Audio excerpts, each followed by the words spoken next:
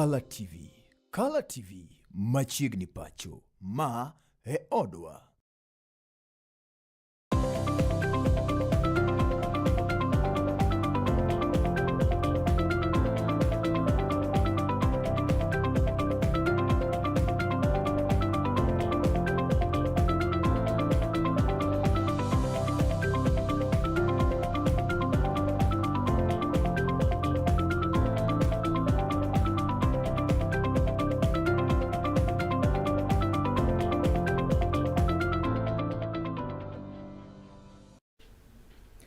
Amosini misawa janeno mar Color TV kamora mora mointiere.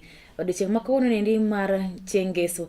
Ageno ni jumani tieko yendo makare. Kendo bende chako sabato mari e yendo manyangafu. Kawuono niendi en tarik 21 dwe mar adek higa mar 2026. Molo kanya sabiro mar odiochieng' kama koro asechopo kaendi mar chalo ne weche manyien kidienyendi mar Dier Odiochieng'. Weche gi biro yendo mar adimba kokalo mesa mar kawo weche mar wang' jowi mari mar kala. Weche manyien gi ikelo ni kodana Tracy Ouma arwakini machiegni. Ker ma pacho kaendi migosi William Samuel Ruto odiochieng' ma kawuono niendi okawo thuolo mare makende mar kono oganda jo Kenya ahinya to jodak go ma Kisumu ma bende ne oyuore lap nendo ma Kibos kama ne sidhi ayanga chendo mar gedo mar andacho kolo mano mar SGR. Ker William Ruto ne okono jodak weko ber mar gero andacho kolo no endo mabende wacho kanyo eko ni obiro konyo e kelo dongruok mopogore opogore pacho kaendi e chwalo mwandu mag jopur kowuok pacho kaendi kadhi pinje maoko e yono endo mapiyo kabende wacho kanyo ni ndacho kolo no biro konyo e tudo piny Kenya kaachiel kod pinje go maoko. This is a proven model, one that has delivered rapid transformation by aligning infrastructure with industry, trade, and investment. And we have already seen what this investment can deliver. Over the past 8 years, the SGR has transported more than 15 million passengers and over 45 million tons of freight. It has reduced transport costs, improved efficiency, and contributed significantly to growth of our economy. With this expansion, we expect even greater impact. Freight costs are projected to decline by at least 40% a ton for every kilometer, while transit times for freight will reduce by nearly 30%. The share of cargo moved by rail will increase, easing pressure on our roads and reducing wear and tear. But beyond the numbers lies something even greater. This railway will connect farmers to markets. It will move livestock and farm produce from our hinterland to Nairobi and onward to Mombasa for export. Tea from Western Kenya, Kericho, and other towns. Dairy from Bomet and other regions in Narok. Grains from Rift Valley. And of course, fish from Lake Victoria will reach markets faster and much more efficiently. It will power industrial growth along the corridor, from Nairobi to Naivasha to Kisumu and beyond. Enable businesses to access inputs more efficiently and affordably, and reaching wider markets. Weche mamoko en kanyo ni kweth ma bende koro keto piny wacho tesri maidendo kanyo gi ngere ni United Alternative Government kotelnegi kanyo kod Kalonzo Musyoka, Eugene Wamalwa, Governor wa Vihiga Ndeti, Senators Jod Bura kaachiel kod jotelo mamoko ma bende nie kwethno ne oyuoro e nyasi mar iko mar Michael Wambua Kimei e kar dak ma Kibwezi e kaunti ma Makueni. Kalonzo kina bende ne oloso kochiwo ote mare mar lit kod kuyo ne familiano. Wacho kanyo oseyo kanyo sirikal ma pacho kaendi ka owacho ni tend sirikal ma nyaka gi sani rito piny Kenya osejataro mar chik kendo osebedo kanyo endo katimo gik moko e yono marach ma ok owinjore. Oyango ni gin kaka kweth ma koro balo kod piny owacho ok gibeling to Kenya dhi kamarach. Ojiwo bende oganda jo Kenya manya kabisa nini endi odaka kuonde go koma oula thoro monjo mondo ko yie to dar kendo yud kar jot e kuonde go koma beyo. tumesema hatutaki maneno mengi. We don't want diversionary politics. Shida iliyoko Kenya hii tuelewa. Nairobi Hospital kwa mfano, Nairobi Hospital, the interest ambayo wako nayo sio kusema hakuna asiyejua. And I think if there was an intention to make Nairobi Hospital a private, a limited liability company away from what it is, a company limited by guarantee, directors have issued a statement showing the level of high profitability. When nchi hii ilikuwa na COVID, wakati wa COVID, even Umoja wa Mataifa walikuwa wanatumia Nairobi Hospital kwa ushirikiano ndio waokoe maisha ya wafanyikazi duniani kote within the region. Kwa hivyo tulipozungumza juu ya mambo ya Nairobi Hospital, hatukuwa tunabahatisha. Tunaelewa sasa interest ni procurement, because they have made I think over 12 billion shillings. Watu wanataka hizo pesa waanze pia kuziangazia, and we can't allow that. As simple as that. Badala ya kupiga kelele juu ya Nairobi Hospital, angalia Moi Referral Hospital karibu imeanguka. Kenyatta National Hospital yenyewe, fahari ya nchi yetu na the region, is in shambles. So if I was President Ruto, badala ya kuingilia profit making institution, I would do something about Kenyatta National Hospital. Cancer patients, wale ambao wanaugua mambo ya saratani, cancer, hawajapata huduma for the last 3 months. This is more urgent than disturbing an institution that has been run professionally. Mbalare mapacho kaendi nyaka gesa nini ndio sai koreni rako kitumo mar CBC itatsomo ge ko mamalo chendo mabende nyaka gesa niendi osepango kaka kitsomo no mar CBC idhi ketue mbalare mapacho kaendi maendi ene kanyo kalore kanyo kod jagoro ma otungne weche ge ko mag tatsomo mamalo Laktar Carol Hunja mano yango ni hikrok mar somo mar CBC mbalare osegoyo kang maber miwuoro e thuolo mar higni 3 motelo ne kete tim. Wechegi ne owacho kinde mabende ne idhi Odiochieng mag tije pacho kaendi e nyasi mabende ne obagi mbalariany mar Mama Ngina mayudore kanyo kar dak mag Gatundu South. In terms of the lectures that we provide in our universities, how are we skilling our students? In terms of the programs that we are developing every day for our students, how are we ensuring that competencies are part of those programs? Currently, we are working on a more regulated way for this to be conducted with the Commission for University Education. And so we are currently working on a competency-based university competency-based education framework that is going to guide every step of the way in terms of program development, in terms of retooling our lecturers, guiding them, so that even as we prepare for 2029, we will already have identified the gaps that are in existence, and we will have already found a way to plan and prepare for that. And this framework, we're actually looking at it being ready before the end of this year. We already have people working on it and developing it, because it's quite some bit of work. Remember, we're not just looking local. And as we say, we want our universities to grow so that even the kind of students we are producing are quality students that can work globally.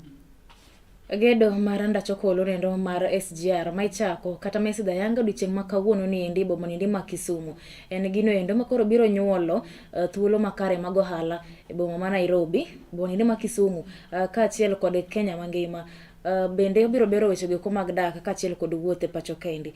Maendi en kalore kanyo endo kod jata tije maduong' kaka kambi mar Kenya Railways Corporation mano midusa Philip Mainga mabendo yango ne jo ohala ma Kenya kaendi biro bedo kanyo kod yot e chwalo mwandu mag gi e chirni mane pinje maoko kaachiel kod bende yudo mwandu kata gigo ko mag timo ohala mawuok e pinje maoko kadonje piny Kenya kaendi.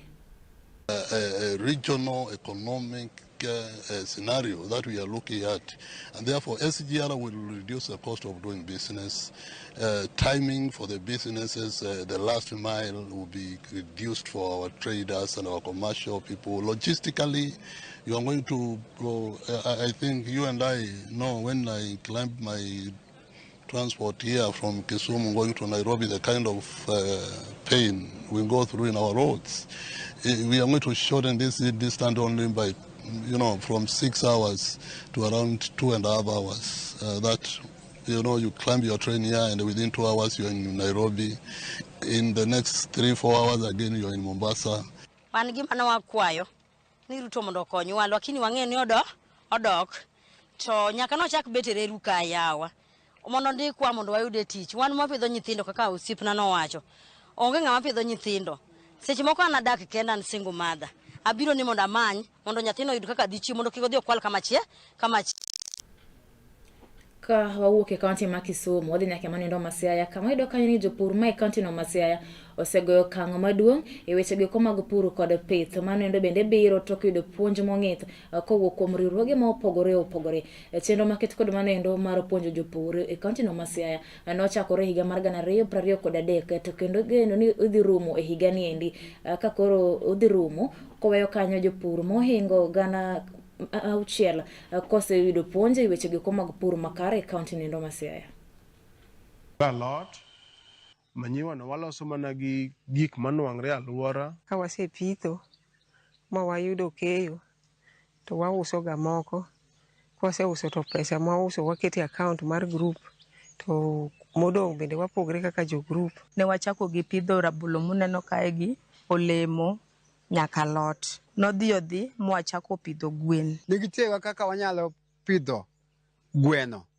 Kendo negitewa kaka kit gweno monubeni wapidho. Gitimonwa trainings, gimiyowa masinde mag milk, ice water dispenser, pikipiki, milk ATM. Lal manche wayudo puko chaka chako kethre nikech liet koro dok piny. Omiyo wagoyo kamano kabisa ne jowadwa mariworego gi. The project has been using us as extension officers to capacity build our farmers. So even if the project ends, we shall be there to follow up and make the project sustainable. What we do is really train farmers on how to enhance their voices in policy making, how to understand the issues and how to present them so that the right policies are made, the right laws are made to enhance their enterprises, and that way they have more money. Wadhi nyime ka wayudo kanyo ni jodak e kaunti nindo ma Turkana nyaka gi sani koro ginyalo nyiero tok kambi moro manyien mar kunyo mo ne wuok kendo chiwo negi siro mar chiemo. Siro mar chiemo no ochiw ne ute manyalo romo kanyo eko 4,500. Kendo negi chiemo opogore maendi biro tok oro mager ka achiel kod kech maliyo mosebedo kokwako pinjego eko kata gwengego mayudore e hoho mar okak mar piny Kenya mosebedo koneno thuolo malach tok rem chwe koth e gwengego eko makono.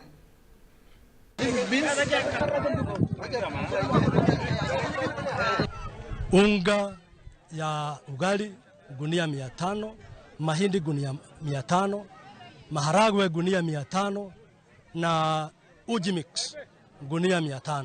Wananchi wengi wataajiriwa hapa. Tutapata miundo misingi ikimarika. Mambo ya maji itapatikana kwa urahisi ya kutumia kwa mifugo na kutumia kwa majumbani. Kwa hivyo tumeshukuru kabisa, ni asante. Tunasema hao wakubwa wale wako hapo mbele yetu wabarikiwe na wasidi kukua na hiyo moyo ya kutukumbuka. Janeno mar Kala TV hie na mar mondo mi wakawiyo machuaka tok dakika matin aduogo kaendi mar dhi nyime kod mi weche manyien mabende pod nitiere mesa mar kawo weche kaendi.